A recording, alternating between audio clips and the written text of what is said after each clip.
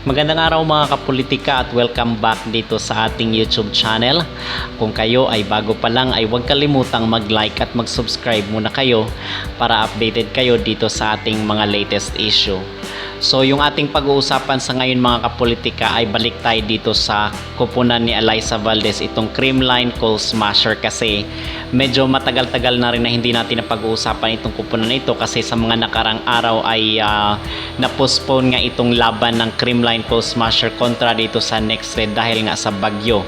At sa mga previous days ay ating napag-usapan itong kupunan nila si Rondina, itong Chocomocho Flying Titans at yung mga players, yung mga moments ng Chocomocho dito sa nagaganap na PVL Open Conference. But ngayon is balik tayo dito sa usapin ng Creamline Coal Smasher mga kapolitika. So ang ating pag-uusapan sa videong ito ay itong posibilidad na absent itong isa sa mga main players nila na si Pangs Panaga dahil nga dito sa pagpanaw ng kanyang ina.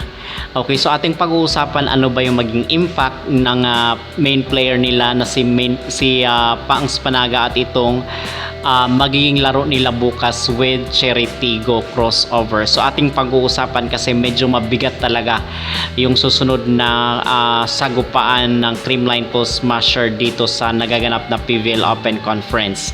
So para sa akin is medyo ito yung magiging schedule bukas. July 30 po yan ang maging schedule sa 1 PM. Yung maglalaro is itong Galleries at versus sa Farm Fresh. So may possibility dyan na mananalo mga kapolitika is itong Farm Fresh. At sa 3 PM naman itong Creamline Coal Smasher versus dito sa Cherry Tigo, at sa 5 PM is itong PLDT at sa Next Led. But ang possibility is mananalo dito yung PLDT. So yan yung ating nakikita dito at base na rin sa mga forecast. But dito tayo pag-uusapan natin itong Creamline Coal Smasher versus dito sa Cherry Tigo kasi medyo mabigat talaga yung kanilang susunod na laban mga kapolitika.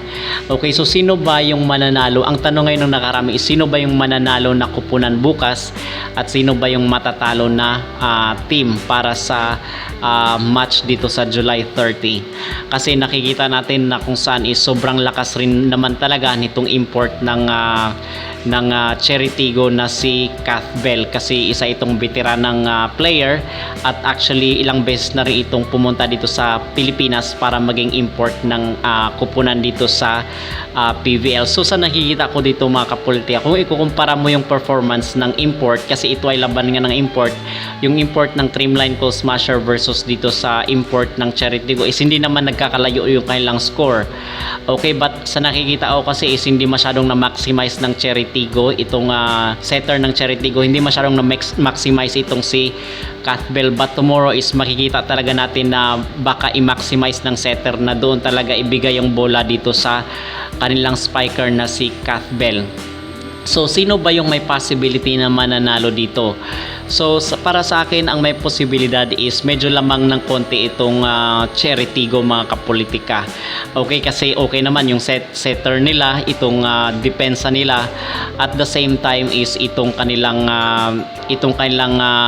palo, itong kanilang spike. So okay yun, wala akong question at the same time yung kailang serve.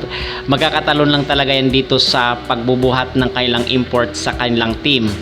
Okay, so medyo dikit yung laban, but para sa akin is medyo lamang nga itong Cherry Tigo dahil sa sobrang lakas ng import ng Cherry Tigo na maglalaro dito sa sagupaan versus Creamline Coal Smasher. And on the other hand naman, bakit ko sinabi na medyo may lamang itong Cherry Tigo ay dahil nga dito sa posibilidad na maging absence ni Pangs Panaga. But actually hindi pa ito kumpirmado mga kapolitika. Ito lang yung mga usap-usapan at yung aking mga insights na nakikita ko dito sa magiging laro bukas na posibleng maging absent or wala itong presensya ni Pangs Panaga kasi syempre yung pagpanaw ng kanyang nanay. So yung impact ni Pangs Panaga dito sa ano ba yung maging impact niya, kasi ito ay isa sa mga main players rin ng Creamline Coal Smasher At kung makikita mo dun sa mga previous na laro niya ay nagdo-double digit itong middle blocker ng Creamline. So sana ay hindi talaga siya absent mga kapolitika at magiging part pa rin siya ng laro bukas kasi ito rin ay isa sa mga inaabangan ng mga supporters ng CCS itong maging presensya ni Pangs Panaga dito kasi sobrang laki talaga ng kawalan, most especially na wala na nga sila Gemma Galanza, sila Tots Carlos, sila Eliza Valdez at si Gia de Guzman. So how much more kung wala pa itong si Pangs Panaga. Sana lang talaga ay maglalaro siya bukas, okay?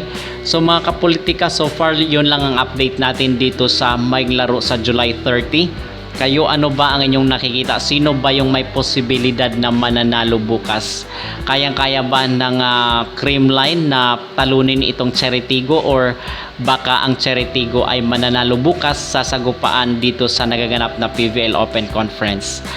Mga kapolitika, huwag kalimutang mag-like at mag-subscribe at comment down below na rin kayo para updated kayo dito sa ating mga latest issue.